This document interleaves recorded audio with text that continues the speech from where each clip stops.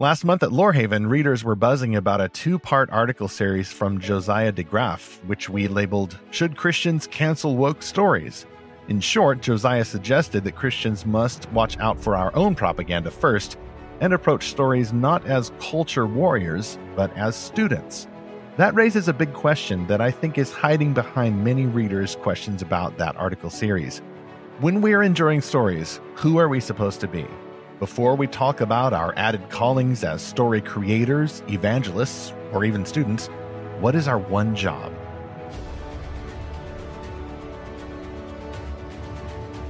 Greetings anew and welcome to Fantastical Truth, the podcast from Lorehaven.com. In said podcast, we find and explore the best Christian-made fantasy, sci-fi, and other kinds of stories in the fantastical genres. We apply their meanings to the real world that our author, Jesus Christ, calls us to serve. I'm E. Stephen Burnett. I'm also an author, or a co-author at least, of a nonfiction book about fiction called The Pop Culture Parent, and I publish Lorehaven.com. And I'm Zackary Russell, and I'm often called a Zack of all trades because I usually have to wear a lot of hats in whatever job I'm doing. And this is episode 77, Creator, Evangelist, or Worshipper. What's our one job when we enjoy stories? Zach, I like that example of the hats. Let's keep that image as we go through this rather big topic. It is about the type of hat you're wearing. You may have seen a cartoon or two where somebody is like the one guy behind the counter and he puts on a manager hat and he's the manager. He puts on the clerk hat and he's the clerk. He puts on the janitor hat and he's the janitor. As Christians, we know that God has given us many different hats to wear, and that's what we're going to explore. Effectively, this is part 4 of a episode series we did called Fiction's Chief End. We'll include that link in the show notes. It's an important goal to explore what is our purpose in enjoying these stories. Otherwise, we may experience what a lot of Christians accidentally experience, something called mission drift. We start off doing one thing, thinking that we're going to pursue one job, and then we end up drifting. Our goals get fuzzy, and we end up thinking, well, actually, maybe I'm supposed to do this, or maybe my one job is this. So that's what we're going to talk about specifically as it pertains to some of the responses, and I think the questions behind the responses to this article series we had at Lorehaven. And of course, we'll also include those links in the show notes. We have a new sponsor for this episode of Fantastical Truth, and it is returning guest star A.J. Chamberlain. He has a new thriller novel releasing on September the 3rd, and it is called Cain's Redemption, Christian-made thriller novel from A.J. Chamberlain. It's actually the sequel to previous sponsor Urban Angel. Here's the story description. Winning the battle is not the same as winning the war. Alex Masters is pursuing her dreams, and Daisy has overcome her demons, but the enemy does not rest, and he is desperate to atone for his mistakes. Out of that desperation, a new plan emerges that is fashioned to exploit the weaknesses of his opponents. But even as the enemy's plans unfold, so does the potential for love. This love may fulfill its destiny, but first it must survive, and for that to happen, there must be redemption. That's the story description, and a reviewer of Urban Angel, book 1 in this series, said, I was so immersed in this book, I felt I was there walking every step with the characters. It made me think about my Christian faith and the way in which God is always nearby. I cannot recommend this book highly enough and eagerly await book 2 in the series. That fans' waiting is fulfilled now because Cain's Redemption actually releases in just a matter of days from this episode's release. It releases on September the 3rd, and it's available in paperback and ebook. See the show notes for episode 77 to see the book cover and get more info about Cain's Redemption. Well, as you said, Stephen, we're building off the Fiction's Chief End series. So if you're new to the podcast, these are episodes 50, 51, and 52. And that's where we ask the question, do Christians actually need fiction or fantasy or science fiction? Yeah, you can guess our answer. Our answer is yes. But tune into those episodes to see how we answered that question, because we think that stories are an integral part of being human, of being culture creators. And there is a lot of good that God does through these stories in our lives, first of all, just as his children and just worshipers of God. And then we'll look at today, kind of, is that as far as we need to go? Or do we need to think of ourselves as evangelists through stories, or just creators of stories? You know, where do we draw the line? What's the most important thing? What's the order that all of this goes in? I'm very aware of the need for many concessions when delving into a topic like this. We actually won't be reading. At first I thought, let's read some quotes that are comments and responses to Josiah's articles. And I thought, no, there's enough overlap there. And because I don't know these folks, I'm not going to judge their motives or say, well, you're wearing the wrong hat or something like that. There's some more general applications that I think we can draw, which leads us to the concession stand. Several items here, not nearly as many as the last episode, though, when we delve into the very lighthearted topic of fiction cancellation and romance and racism and all kinds of isms. Here, it may be a little bit simpler. We are building, as Zach said, on the Fiction's Chief End series and lots of other articles at Lorehaven. We're responding to some of those comments there, just so you're aware, although not by name. I thought we would, but we won't.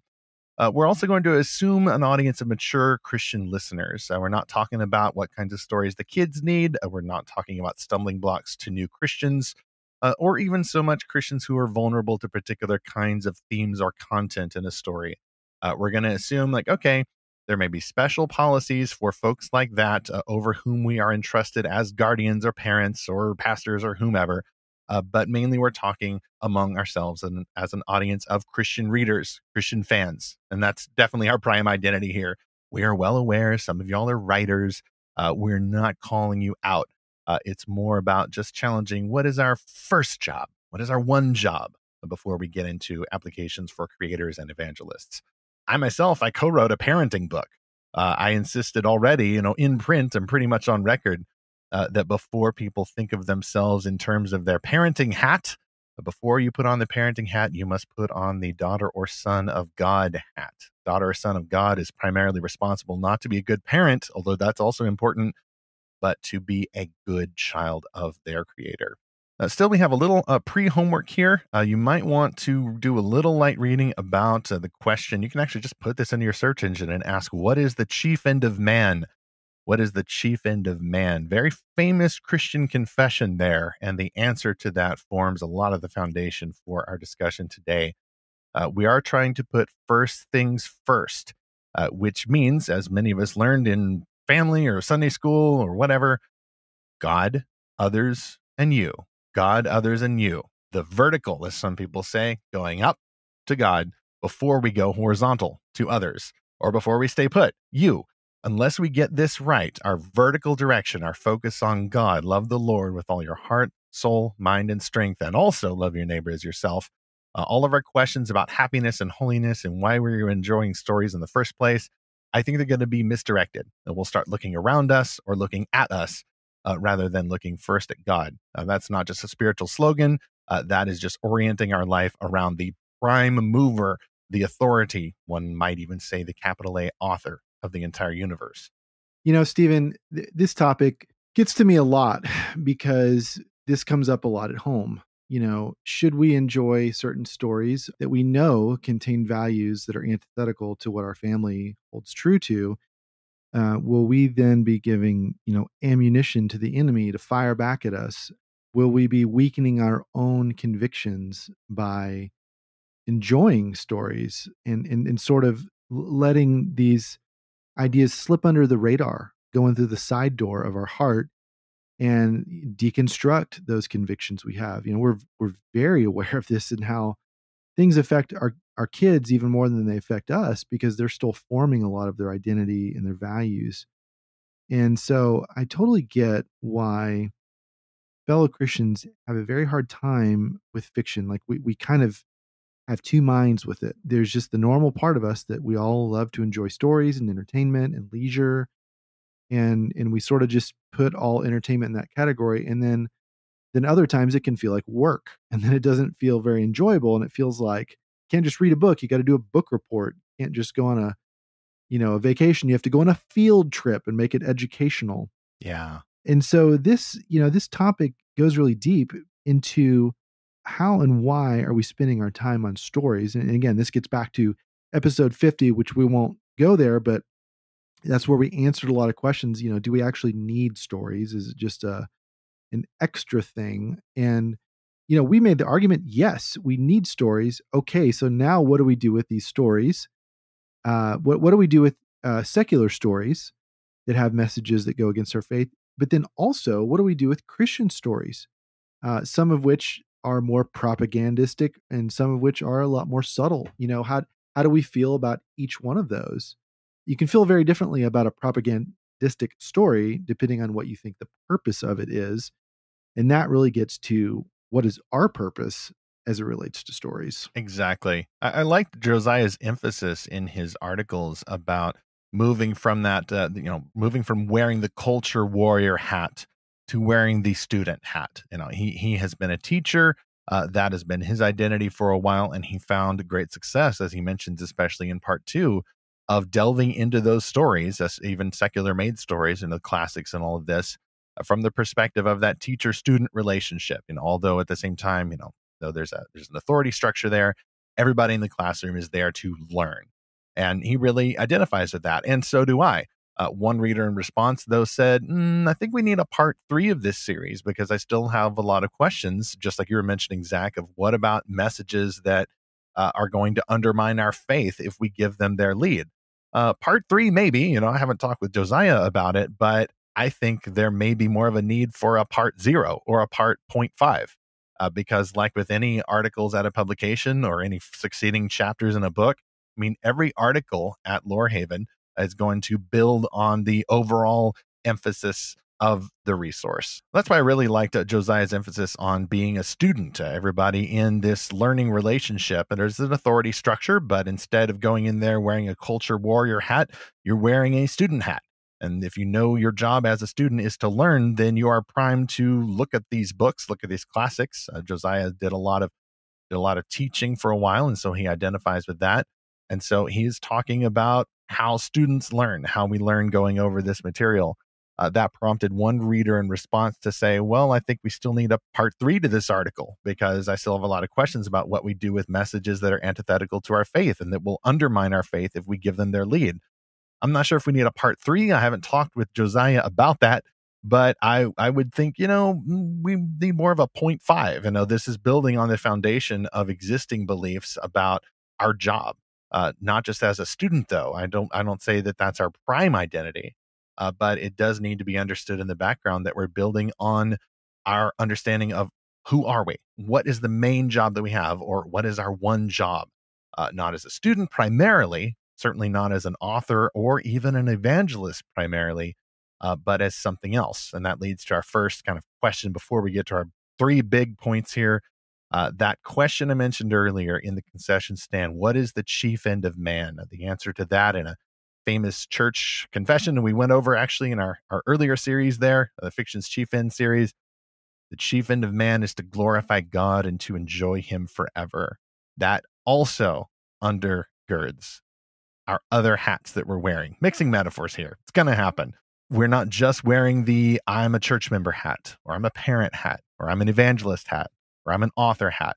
The first hat that we need to wear is that of a fan. We are God's fans. We worship God. That is what he made us to do, not just as our duty, but as our delight.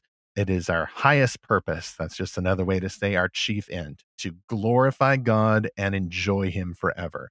Worship is about happiness. It is about joy, not just a duty, but also a delight. So that leads to my application of that and a kind of a spin on the question, what is the chief end of fan? We've noticed that people in memes have showed examples of failure, and then they include the caption on there, you had one job, like one brick is laid poorly, or, one door frame just looks really weird. Here's our big question then. What is our one job, our first job when we enjoy stories?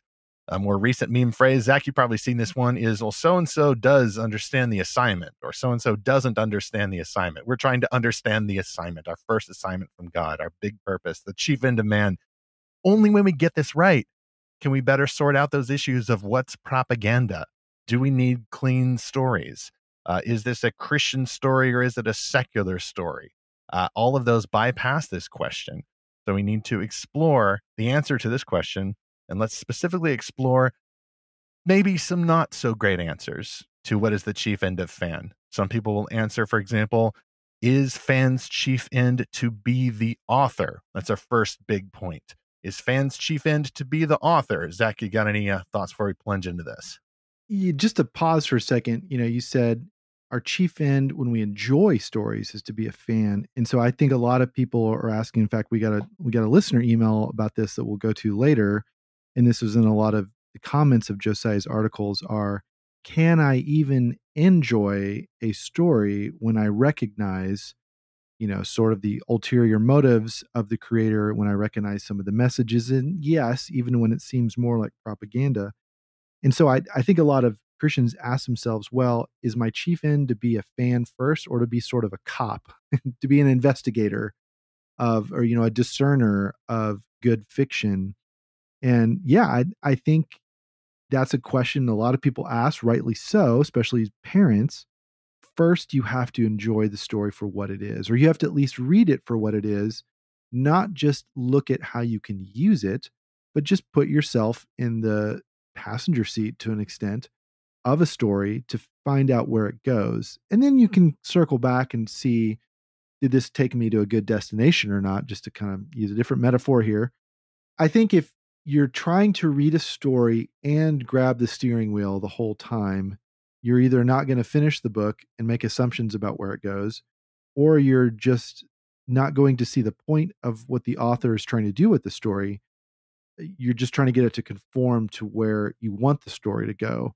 And, hey, a lot of us do this with stories, even outside of the concerns that Christians have about stories. Like, I did this with every Star Wars sequel that came out. I'm like, please don't be bad, and please be better than the last one. And I really hope they do this thing that I predicted they would do. And oh no, they didn't. And oh, it's terrible.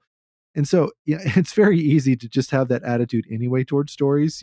We get a movie or we get a book just so hyped up, and we can't let go of all our expectations of where we want it to go. And I think that's what we're saying here, is that you sort of have to put aside your own agenda for what you want a story to accomplish, or what you want it to be about, or what purpose you want it to serve. You have to just enter the story to an extent. And yeah, and maybe you need to have your guard up in certain ways. Maybe you need to discern certain things. That's what we do with our Lorehaven reviews. Yes, and I liked your example earlier about contrasting.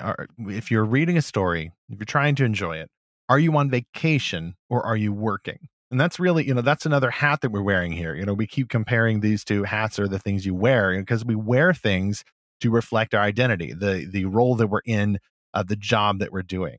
If you're opening a book, are you on the beach? Is this a pleasure read, whether or not you like the story ultimately, or whether or not you agree with any of the messages that are in there? Or are you at work? You're in the classroom, or you're a literature professor or something like that, and you are analyzing this. You've got a magnifying glass and you're looking at the grammar structure and all of that. Either one of those can be enjoyable. My question is, are you stuck in one job that isn't your main job? That is operating as if you're assuming that you're always working or always on vacation. I think for the Christian, even when we are at Sabbath rest, as it were, a vacation, it's more of a working vacation when we are reading a story. Like, you're still working a little bit, and even someone who's an author and may be kicking back and reading a book, they're still going to work. They can't help it. But is that their prime identity, just to work? It may be a bit of a luxury belief to say to the person who is struggling to make ends meet and can't stop working. Really, they can't, because they have to survive. Like, hey, you need to relax and just enjoy that book. And the person who can't stop working, or because they'll need to survive, I would say, I can't. Like, I have to do this in order to protect my family. It's about survival for them. And in that case, okay, fine. You're working 60 hours a week. You're exhausted. I frankly need to check my privilege. Just say, oh, just rest, just take a Sabbath, work-life rhythm, work-life balance. It's in the Bible. At the same time, there are people who are workaholics, who can't stop working. And it is an issue of character. God did create the world in 6 days and rested on the seventh to set an example. And I want to make sure that we're following that example, even in how we're reading stories. And that leads us to the big question there. Is fan's chief end to be an author? In other words, you're working while reading this story. You're analyzing it. You're trying to figure out what did the author do, and how can I do that too?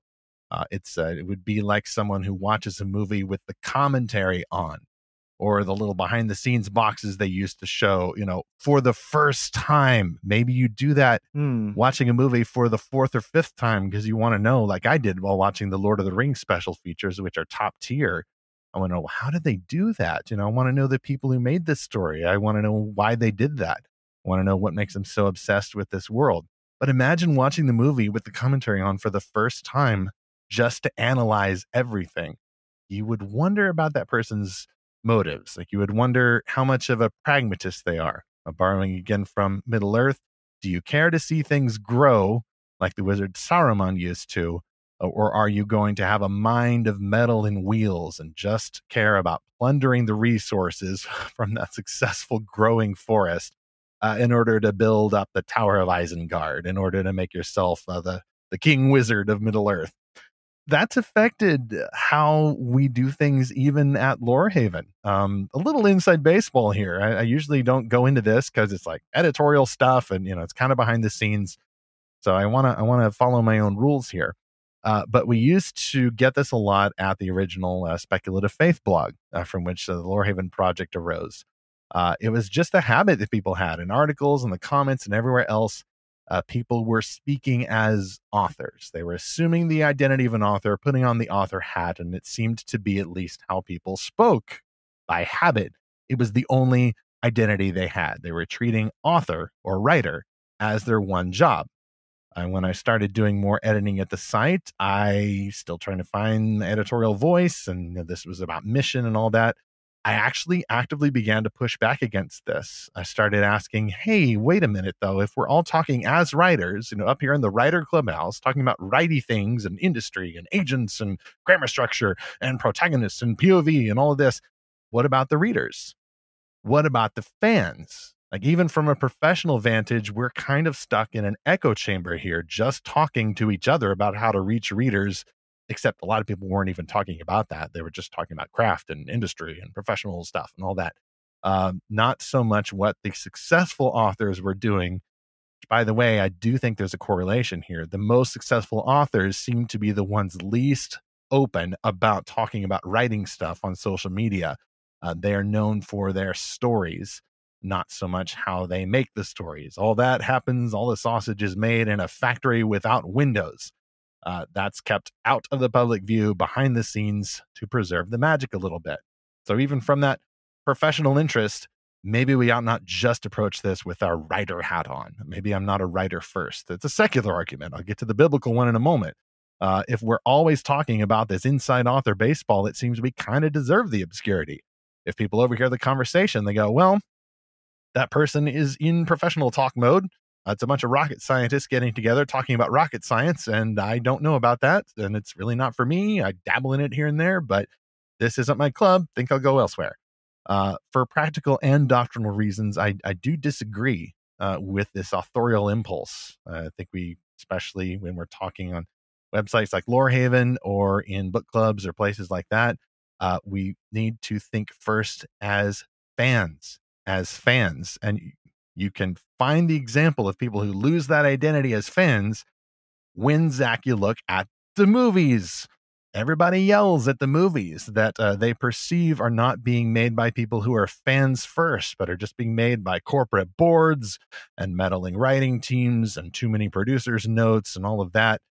If it gets about, rightly or wrongly, that the director or the actors or whomever are not fans of the material first, who just happened to get the amazing joy of being assigned the right to make a story based on it, then fans of the story are going to lose interest in that. They're not going to be happy with the results. And yes, we're all thinking about Star Wars and the difference in the fan response between The Last Jedi and The Mandalorian.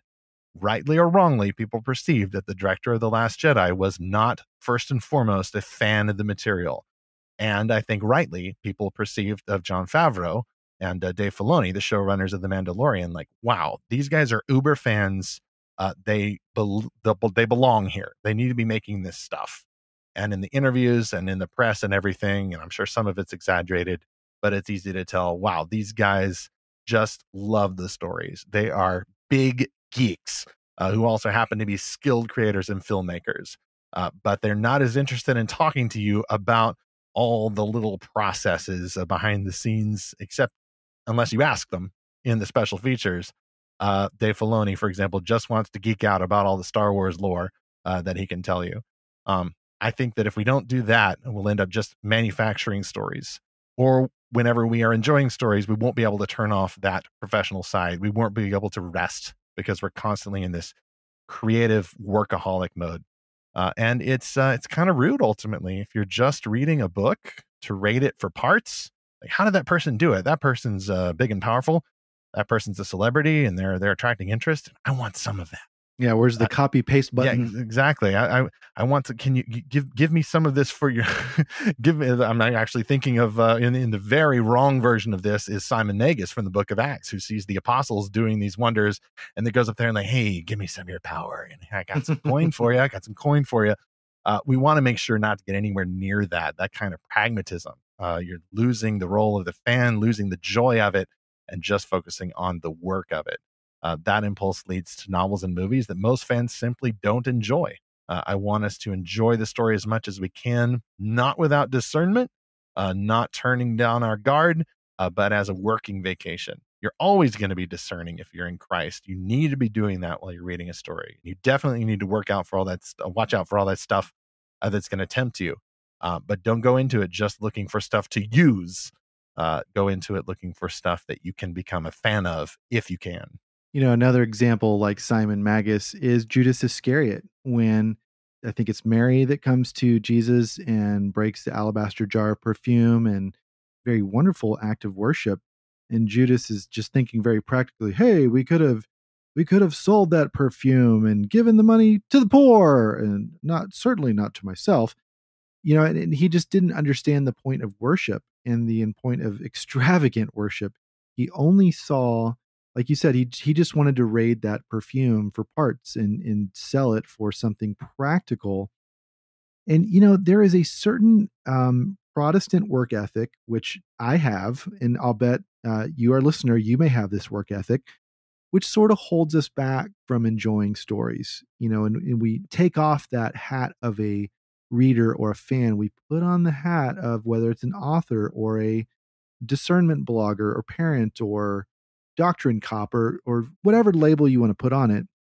And we think we have to play that role the first time or every time we enjoy a story, because we want to keep away that guilt of, oh, I'm just sitting here doing nothing.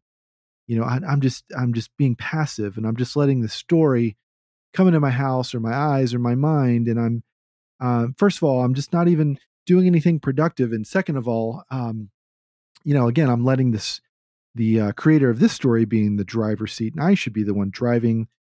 I think there's also this spiritual impulse behind this, Stephen, which is James 4:4, where it says, don't you know that friendship with the world means enmity towards God? Therefore, anyone who chooses to be a friend of the world becomes an enemy of God.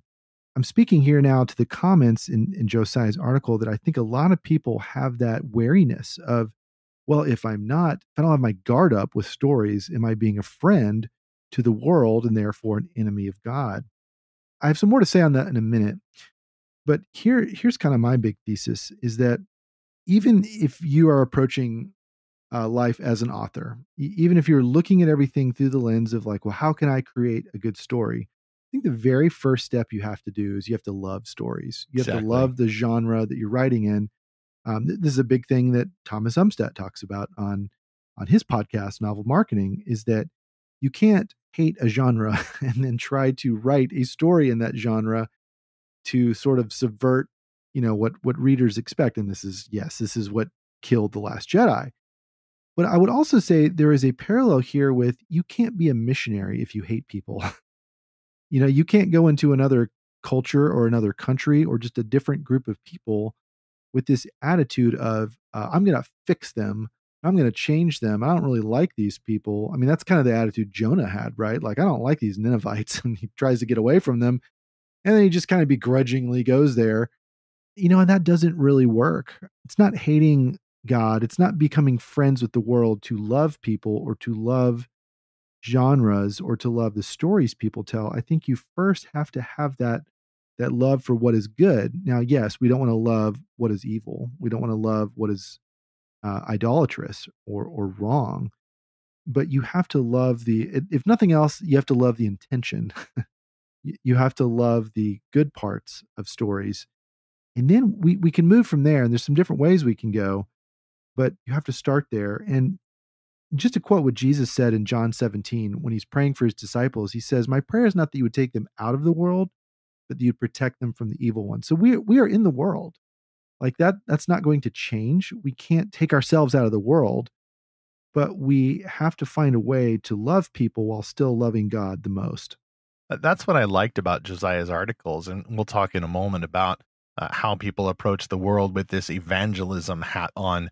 But with Josiah's articles, some people, I read it in their comments. They are reacting, not in accordance with his intent to write about fans of these stories, who are learning from one another how to explore these stories and find the good in them. But a lot of people just couldn't help reacting as authors. The subtle question that seemed to be there was, well, how does this help me as an author? Or how does this help me do this? And he said at the beginning of part 2, like, well, we're actually writing to fans. We're talking about readers here.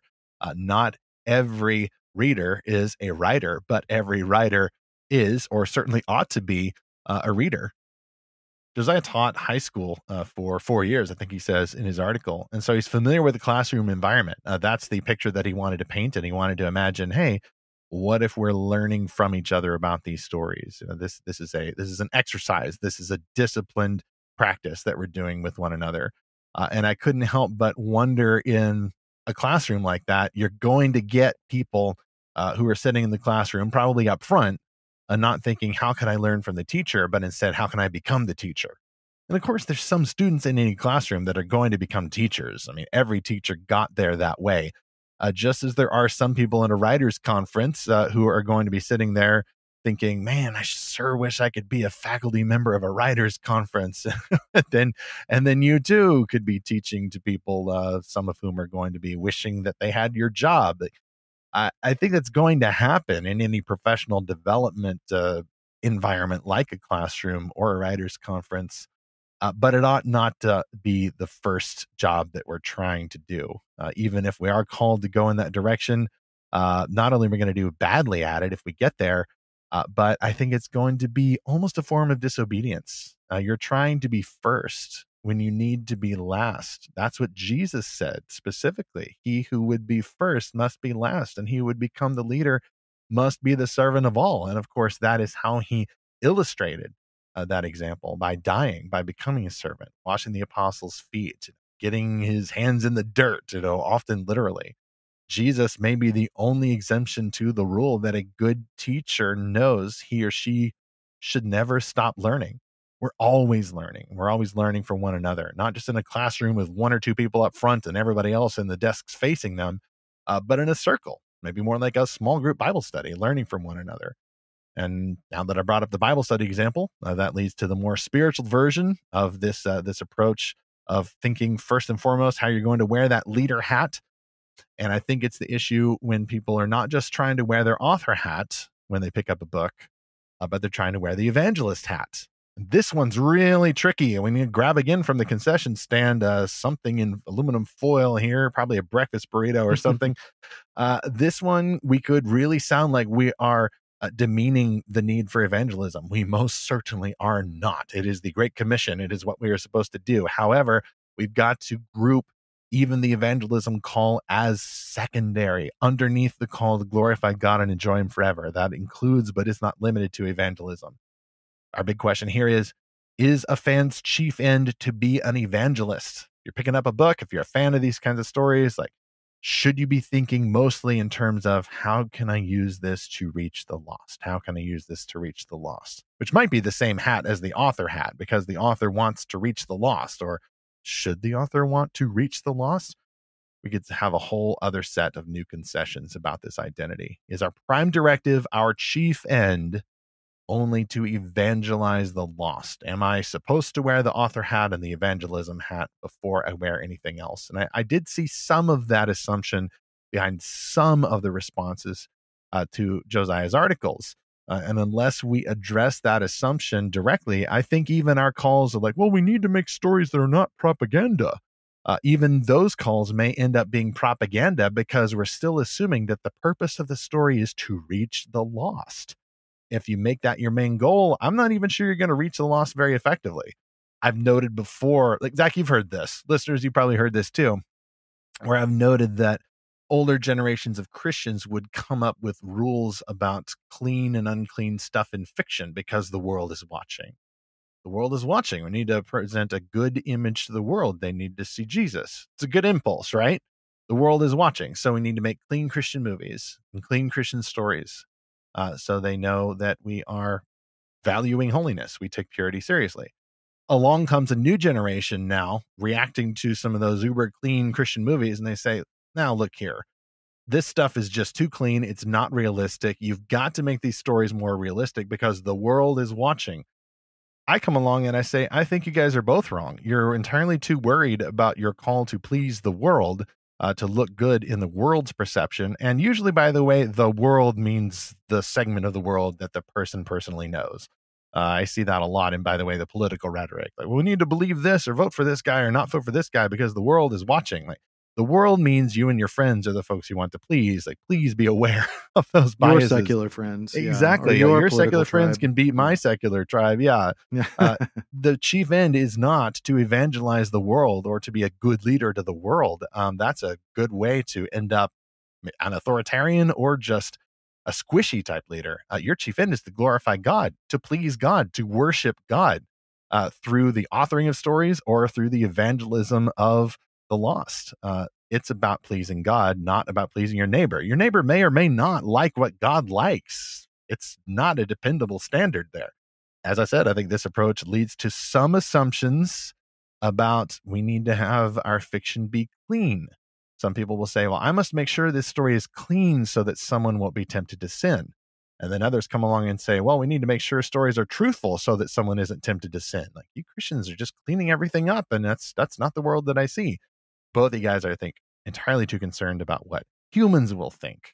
And I think that starts with wearing the evangelism hat a little too tight across the head, when maybe you need to pull off the evangelism hat and put on first the worship God hat. Even if you assume evangelism is your chief end, though, there is a point to be made that if you're trying to reach the lost need more realism in Christian-made stories. At the same time, I also get that some Christians, we're not working all the time. Even the missionaries we send overseas have some Sabbaths here and there. They may not have a whole day or a whole hour, but they may have some minutes at a time. It's not 24/7 evangelism. They're leading their lives. They're sending their kids to school. They're repairing the hut or whatever they're doing overseas in the foreign lands. Sabbath rest is a thing. Sometimes we also just need to relax and not always be in our guard. So I get people need some clean stories as well, but not just limited to that. Anyway, I think the main thing we need to challenge here is my one job is evangelism. The chief end of Fan is to evangelize. It's important, but it's not our one job. Well, Stephen, when I was a fairly new Christian in college, I got some training in doing evangelism. And then, man, I just really got on fire, wanted to share my faith with everyone in every situation, leave gospel tracts in the bathroom, that sort of thing. Yes, I would tip my waiter or waitress, but I would also leave a gospel tract. I would always tip well. I wouldn't do the fake $1 million bill thing. But, it really consumed my thinking, like, how can I turn every conversation into a gospel conversation, to a evangelism presentation? I signed up to go on a mission trip towards the end of college. And thankfully, I went through this great class called Perspectives on the World Christian Movement, or just called Perspectives. And it started out with this big idea that it's a quote from John Piper, that missions exists because worship does not. I love that quote. Missions is not the chief end of a Christian. Worship is, because worship will exist for eternity, but missions will not. Like, there will come an end point to missions, and it's when Jesus comes back. But worship will continue after that.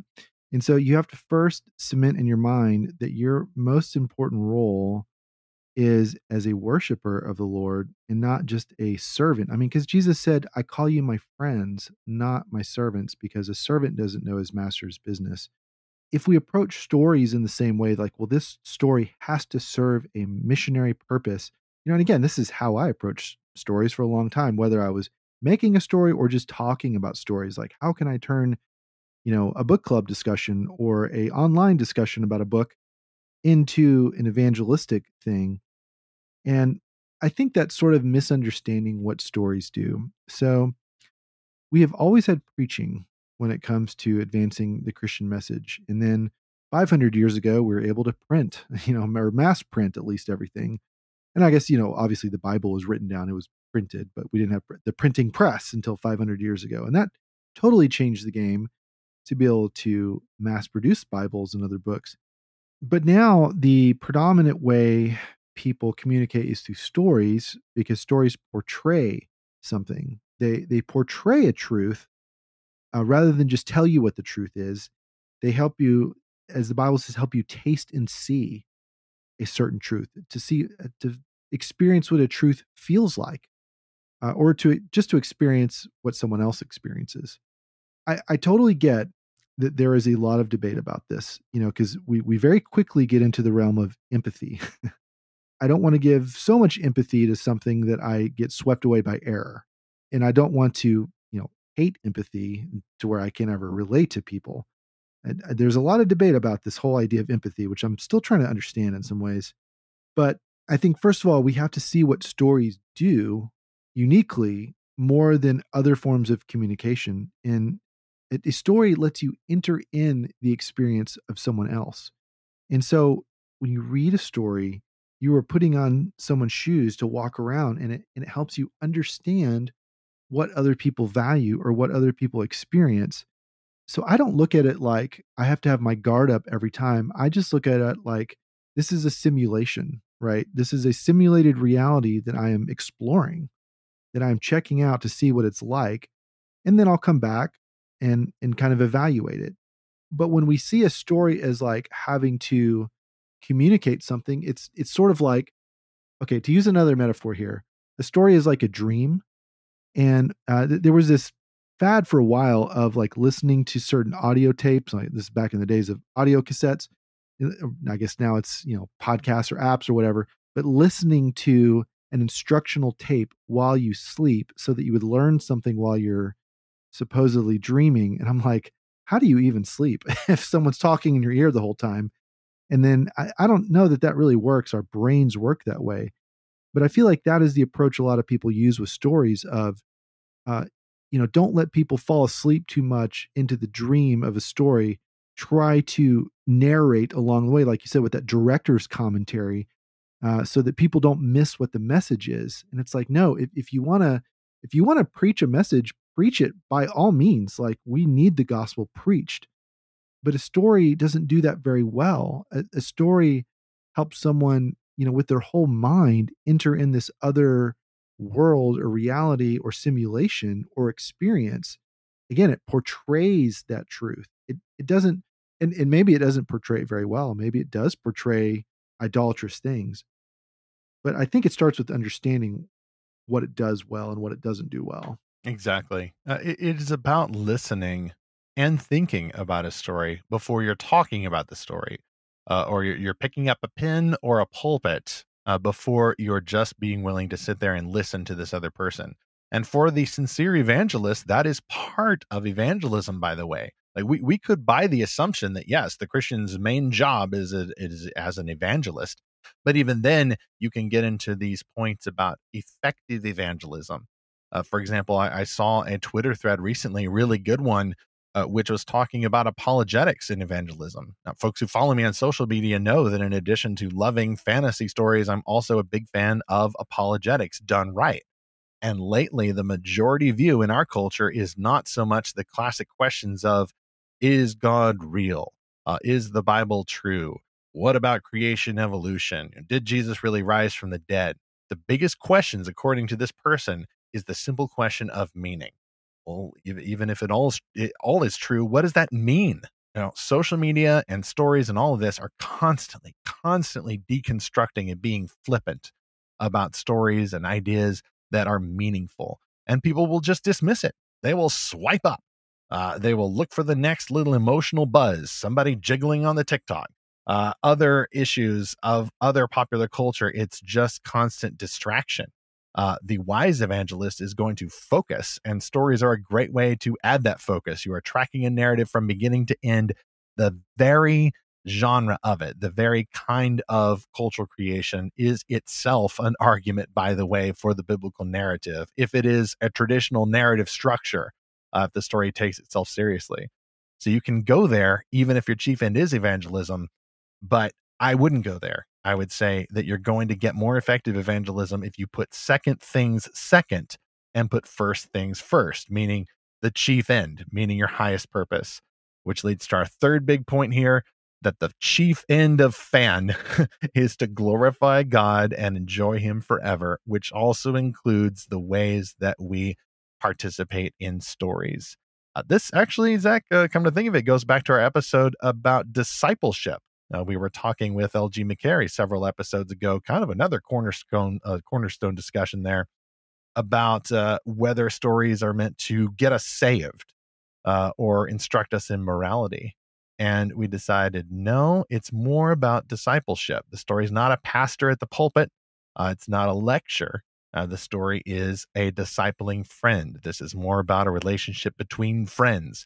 Good friends will hold each other accountable. Yes, they are going to beware of negative messages and untrue doctrines. Friends are not just going to enable each other, not if they're good friends, but they're also not just going to lecture each other.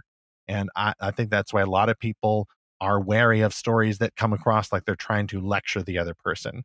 A propagandistic story, as I'm now fond of saying, will ask, how about you, gentle reader? What will you do? As part of the discussion questions at the end of the story. And then the non-propagandistic story is going to ask, how about these characters, gentle reader? What will they do? And that's it. That's all you need for a good story. These stories do have messages in them, but they're not going to feel like an evangelist or a lecturer, a street preacher, or even a small group leader, or even a teacher. And yes, all stories can help instruct authors. You can look at the story, you can analyze the craft, you can figure out what you're going to do with the next time you're writing a story. But before you talk in response to the story, listen to the story. Don't just pick it up and use it as a tool. Again, mixed metaphors, it's going to happen. The best stories do disciple you, though. They do help you become a more Christ-like worshiper of God. That's the vertical direction. You and God, that's the prime relationship we're talking about here. After that, putting second things second, the best stories also help us engage the world of our neighbors. We can talk about evangelism, or we can talk about the stuff that those of us who are gifted to write are going to write. But if we jump to the second priority, we're going to go askew with the second priority. We're going to miss that first priority to glorify God in holiness and happiness found exclusively in him. You know, Stephen, the way I'm applying this pretty soon here is I've got Frank Herbert's Dune sitting on my bookshelf and going to be reading that soon before the movie comes out. I've heard about this book forever. It hadn't really interested me for some reason. But you know, the movie looks pretty awesome. So I want to read the book before I see the movie. Because that's always better to do, right? Because then you get to go to the movie and feel really disappointed by it. But there's another reason why. It's because of this phrase from the book where a character says, "Fear is the mind killer," and I've heard so many people quote that it's like become this mantra of their life. So it's made me really curious. You know, now with a year and a half now that we're into this pandemic, fear is a very constant theme. Whether you are afraid of the disease, whether you're afraid of tyrannical government overreach, whether you are afraid of all of us turning into zombies from a certain medical choice, or whether you are afraid of, you know, as I am, just afraid of societal rift over all the polarization with these issues. Fear has been a very constant theme this last year and a half, and so I keep hearing this phrase from the book that it's a mind killer. So I'm like, okay, this book is teaching something, but it's also become it's become this identity I think a lot of people have taken on through this character that says that I want to understand my friends better and my neighbors better who love this book. I mean, you go to a bookstore, you will find 3 or 4 different printings, different versions of this book. Like, it is clearly influential on our culture. I want to understand people better. I want to understand our culture better. That's why I'm reading this book. I'm not reading it, to like try to write the Christian version of Dune or something like that. I think that'd be pretty arrogant to have that mindset. Or as you said, I'm not going to try to rate it for parts. But I also am like, I have to be humble enough to go, maybe this guy had some wisdom. Solomon says he's put eternity in our hearts. Acts says he's not left himself without witness. There is a lot of truth that can be espoused by non-believers. And of course, all truth is God's truth. It points back to him. But, I want to find truth and wisdom wherever I can, knowing that I'm going to have to discern some things, I'm sure, that are in this book. But I'm really looking forward to reading that at some point this fall, because maybe there's a truth I've missed. Now again, we're very quickly going to get to the sufficiency of the Bible, right? Is there a truth about life I can't find in the Bible? Well, no. Like, the Bible tells me all the truth I need to know God, to worship him, to follow him, uh, to get saved, to experience eternal life. But the Bible doesn't tell us everything about, like, it doesn't tell us all truth, I guess. It tells us the truth we need. This is going to get really off topic here.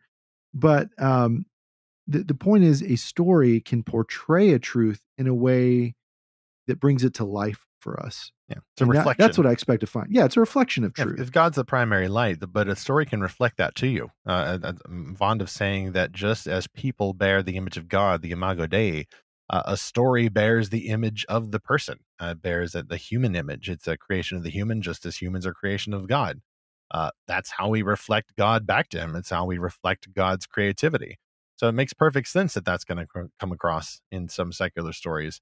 And Zach, as you were mentioning that earlier, like I heard shades of the evangelistic application there, not so much the author application, but it sounds like you're approaching the book in terms of wanting to glorify God. Like, hey, here's a story by an image bearer of God. It is hugely popular among hordes of other image bearers of God, Christians and non-Christians. What is so popular about this story? How can I rest by enjoying this story? Yeah, I also heard shades of you talking about work there. It's not just all vacation, it's a working vacation. You said you want to understand the meaning of this phrase, fear is the mind killer. You're not just playing.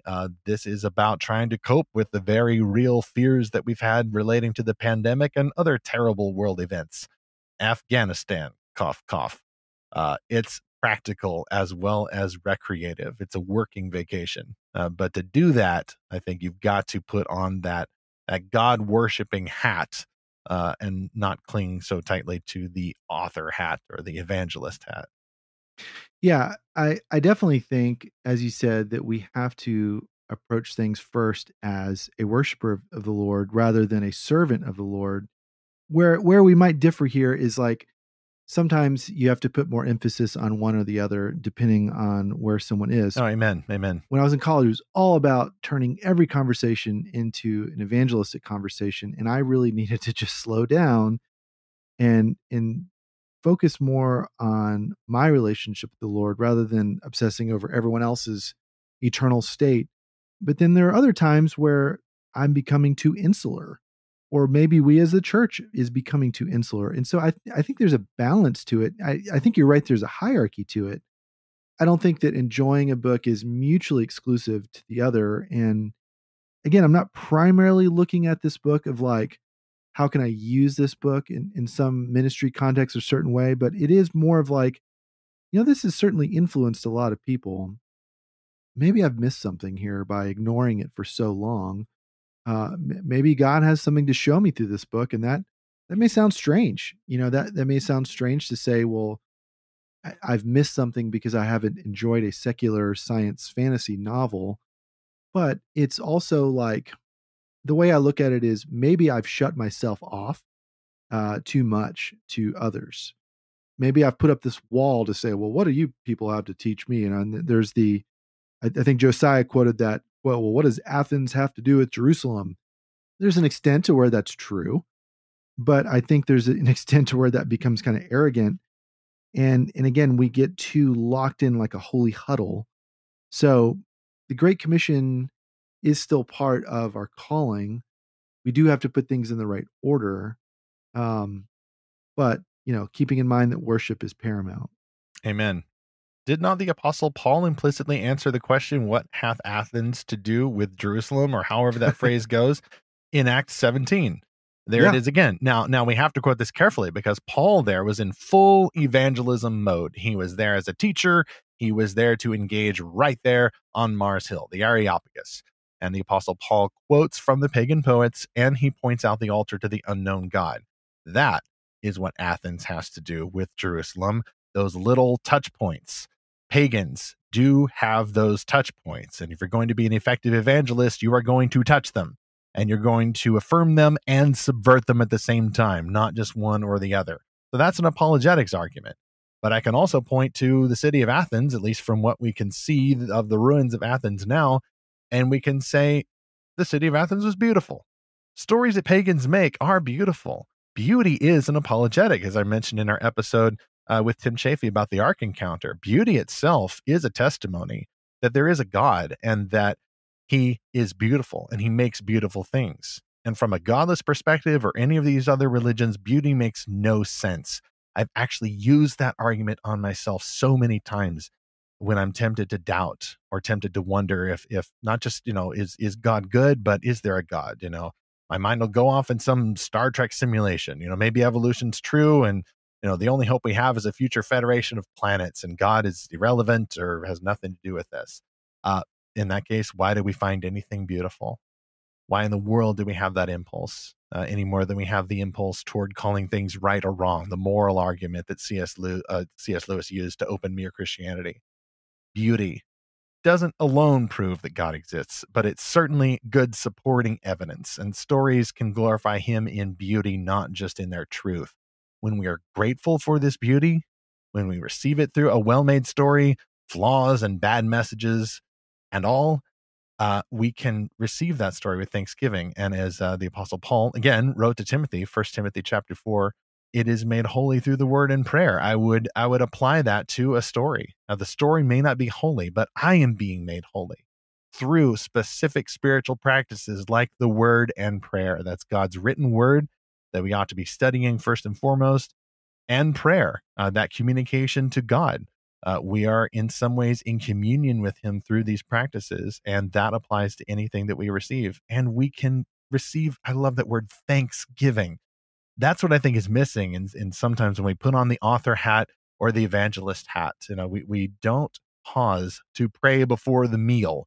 We're instead delving into the meal and breaking apart all the components and trying to figure out how the cook did it, or trying to react in some way other than, hey, thank you, this is amazing. Like, oh, got a bone here. Hey, I've heard you have to eat the meat and spit out the bones. It's like food metaphors can get kind of corny. I think that's how I would at least start to define this idea of worshiping God, our one job as we're engaging the stories. It's first about God, but of course, this also benefits you as a fan. You can only find perfect happiness in God. It's not just you sacrificing all happiness to do your duty to worship God. It's like, no, the catechism answers, glorify God and enjoy him forever. I don't think that's a spiritual enjoyment. Like, I think that will affect your emotions. You will be feeling rested. You'll be feeling at peace, or at least get glimpses of these feelings as much as you can in a fallen world. I wouldn't be afraid of those feelings. That Protestant work ethic can sometimes get in the way, but if we see that as secondary to that work rest rhythm, which is part of glorifying God, going right back to the book of Genesis, then I think we'll approach that kind of happiness. That's the vertical emphasis, our relationship with God, God's relationship with us. Only then, I think, should we talk about that horizontal emphasis, our relationship with others. And then, only then, do we talk about our benefits personally. But as we lose ourselves in that relationship with God and with others, then that's how we find more happiness. As fans, we can engage others about these stories. And I brought up the earlier example of the church. If you can compare the story to something in church, what would that be? Is it the pastor at the pulpit giving you a sermon? Is it the evangelist on the street giving you a call to repent and convert? I don't think so. I think that the story is a testimony. It's a life story. Literally, the only difference is that it's fiction. This is a story about characters who are doing certain things and experiencing change and fighting antagonists. And that's where it comes from. You get real life stories of people doing this, and then someone decides, I wonder if I could do that too, except I just made it all up. Christians are used to hearing other people's stories when we gather together in church or just as the church anywhere else. We're used to hearing stories from non-believers at work or at school. It's just people sharing their lives. That's what I think we should compare this to. And that means we're going to be getting some details or ideas that we don't agree with. Someone may be talking about their stories and then suddenly they're referring to themselves born under a certain sign and they're going to check their horoscope or try some other bizarre practice. You do have to be on your guard for that, but you can still, I think for the mature Christian, you can listen to that story restfully. People can tell if you feel like you'd much rather get them to shut up so that you can tell them, but the Christian doesn't automatically insert into every conversation, hey, horoscopes are evil, beware, repent of your impulse toward divination and follow the final prophet, as it says in Deuteronomy 18. Zach, you mentioned earlier your impulse to say that. Might you need to say that? Maybe, but in the context of a relationship. And healthful engagement with stories on the horizontal level is about those relationships. And it's about listening. You got to listen to the story, even by that pagan author. If you're in a relationship with that story, like Dune, like Zach, you mentioned that you wanted to read that story because so many people are talking about it. Well, in that case, it's kind of in proximity to your life. You can't listen to everybody. But if you come across this story, if a friend of yours recommends it, or your kid is really into it, or your friend is really into it, then maybe you might want to pick it up and listen first. And then only think later about what you're going to say next or how you're going to use this for your own authorial project, your own evangelistic project. First, put down the pen, put down the pulpit, and listen. Listen with that eye toward God and happiness in Him, always being mindful of the call to holiness. If the story is tempting you to places you do not need to go, then get rid of it. Get rid of it. It's not worth it to be an author or be an evangelist. Like, you do have to worry about your own relationship with God. Again, vertical relationship first. After that, apply the stories to your call to evangelism, which every Christian does have, or your call to make your own story, which some Christian fans do have, but put second things second. The chief end of fan is to glorify God and enjoy Him forever. Well, besides Dune, Stephen, the other book I'm reading is This Present Darkness by Frank Peretti. Woohoo! And this book has influenced so many people going back like 25 years, I think was ago when I first heard about it. But I just had never picked it up for whatever reason. And now, after getting to actually meet Frank Peretti and hear him, I was like, I really want to read this book. It's not that I feel like I need to or have to or whatever, but I can clearly see now how it's influenced people in my life, how it's influenced Naomi, how it's influenced other friends, coworkers even. And I sort of want to be included there. Like, is that FOMO? Maybe. But it's also that I feel I could be closer to those friends if I understand their stories better. We are living in an age of information being divorced entirely from relationship. And That's a really good point. there is there's an odd sort of way I see this happen where someone will ask a question on social media, and this happens in Reddit all the time, and someone will say, here, let me Google that for you. And there's actually a website called Let Me Google That For You. Yeah. And then it like creates an animation of here, I'll just typing in the exact question you have, and there's your answer, and here you go. Here's all the results. And okay, yeah, sometimes people ask dumb questions that could be, just a quick Google search away. Or I think really what people are admitting by doing that little joke is to say, well, I don't know the answer either. Why are you asking me? Here, let's just Google it. But I think this actually points to the problem I'm saying is that people expect to get information outside of a relationship. And so I've been intentionally pushing back against this recently. Like I mentioned earlier, this whole debate Christians are having for some reason about the word empathy and what does it mean and what are the limits and should you have empathy? Should you not? Should you call yourself an empath? Should you just say, no, let's use sympathy? Like, I don't totally understand this whole argument. And so I was like, you know what? I could Google this and just find what everyone has written about this, or I could just ask some people I know in a small group and say, what do you guys understand about this? And what is going on here? Because what's more important to me is not the information, but what my friends think about that information. Like I want to, again, I want to do that intentionally to kind of press into those friendships and those relationships, not just look at myself as I am a vessel to acquire information as a robot. A brain in a tank approach. Right. Yes. Right. We are embodied human beings, which we've kind of forgotten with the pandemic. We're all just Zoom meeting avatars. But I think it's the same way with stories in that I am choosing stories that I know have connected with others well. Not just, I try to avoid stories that I see in ads all the time. So sorry, all you Facebook authors that are sending me ads and targeting me and whatever. I might pick up a sample of your book, but I'm not going to, I don't have time to read every book I get an ad for. But I want to read the stories that are resonating with my friends because I want to experience that too. And I want closer relationships with them because I do think one of the ways that we do grow closer to God is to grow closer with other believers. In First John it says you can't say I love God but hate my brother. But when you love others by loving or at least exploring their stories, I think that is part of loving God. And that's part of story's purpose in the first place. I mean, if we're only to be authors or we're only to be evangelists, then why even bother with fiction? We could just as easily assume that the shortest distance between us and the goal is a straight line, and fiction takes us in too far of a detour. The evangelists, after all, I think, apart from sharing testimonies and drawing examples from nature and fiction anecdotes and all of that, the evangelist needs to proclaim the gospel. That is her job. That is his job.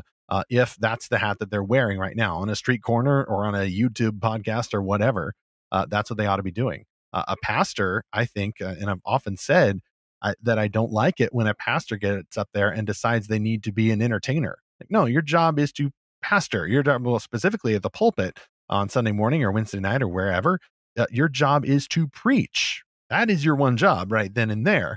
Whereas if you are telling a story, if you're making a novel, then your one job is not to preach. Like you're starting to look over your neighbor's hat and think, wow, that's a really shiny preacher hat. Man, I kind of feel unfulfilled and useless just sitting here with my author hat. I think I'd rather grab that guy's hat.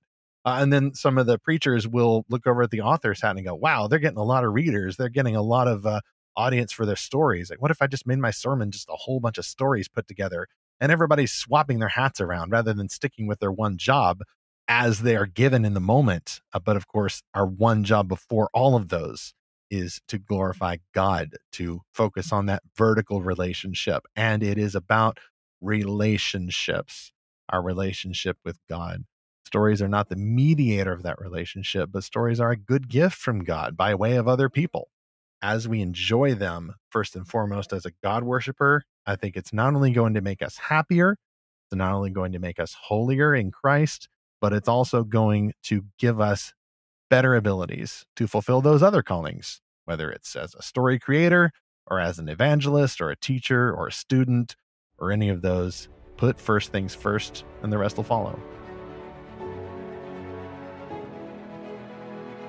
Well, over here at the comm station, we got a note from David who wrote to us about episode 76. Why did secular readers try to cancel a Christian historical romance novel? And that was our interview with Parker J. Cole, who's read the book that we were talking about there. By the way, a quick concession, since we've talked about cancel culture and canceling and maybe haven't really defined it, I would define canceling as very different from disengaging from a story.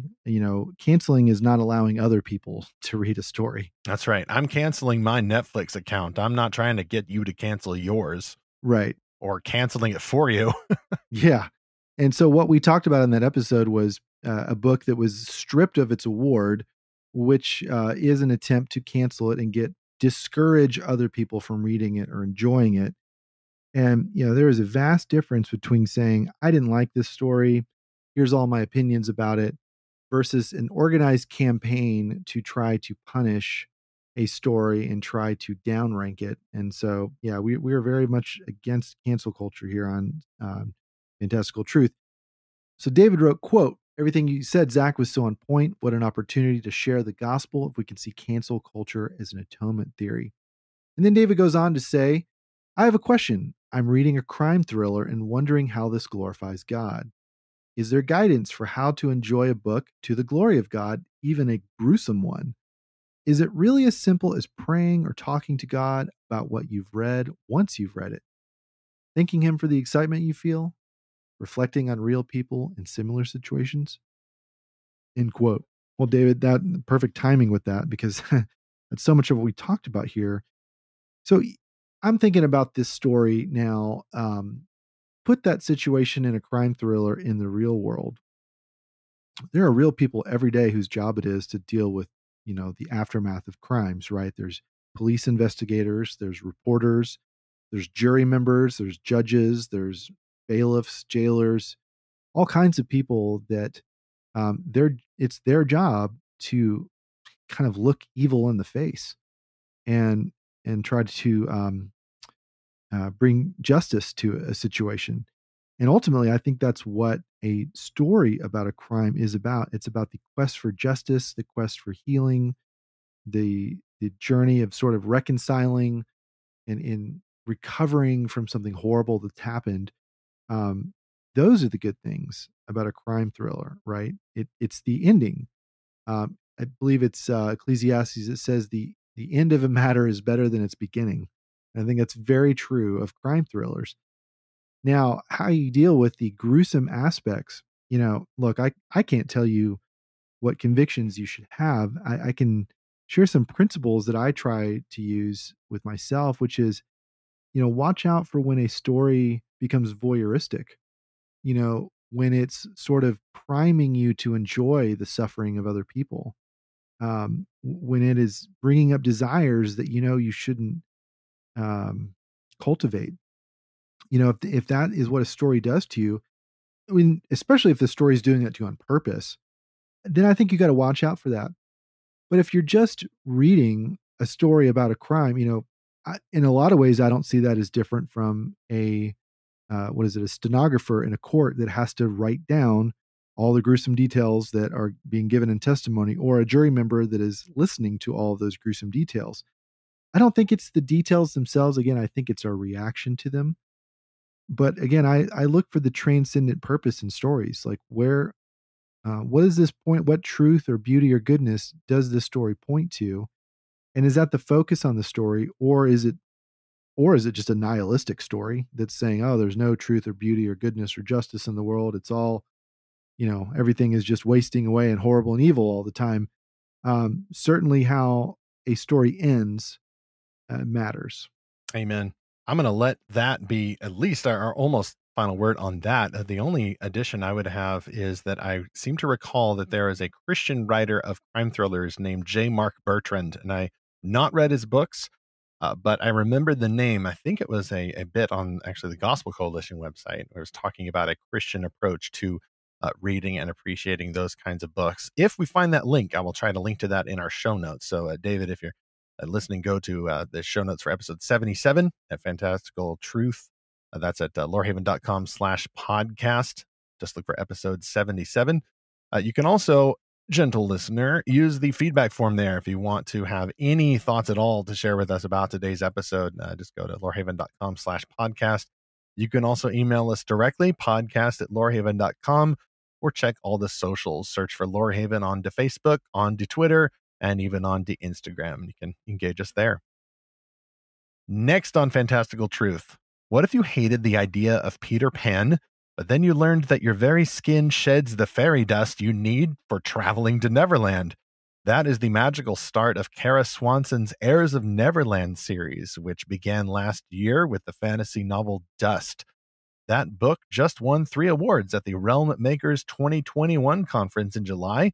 And next week, Kara Swanson herself will stop by and help us fly here on Fantastical Truth. Meanwhile, as you're engaging stories, just another quick reminder. Don't just wear your author hat if you're an author. Don't just wear your evangelism hat if you're an evangelist. But make sure that you wear, first and foremost, the hat of the worshiper of God, our author, for whom we are created to glorify forever, as we continue to seek and find his fantastical truth.